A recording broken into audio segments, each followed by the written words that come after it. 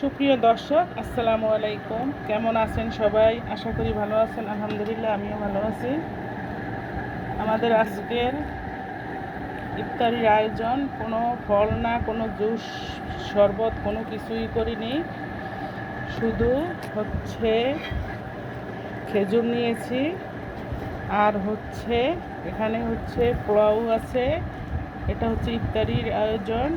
আছে গরুর টিকিয়া কাবাব, আছে দেশি মুরগির রোস্ট। এখানে আমি 2টা মুরগি রোস্ট করে নিয়েছি।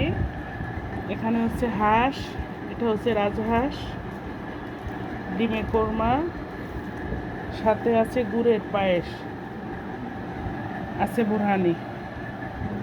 এই হচ্ছে আমাদের আজকের ইফতারির মেনু। আলহামদুলিল্লাহ, মাশাআল্লাহ, তাবারাকাল্লাহ। তাহলে ইফতার শুরু করে দিয়ে আজান দিয়েছে, রাখি। সবাই ভালো থাকেন, সুন্দর থাকেন। আল্লাহ হাফেজ।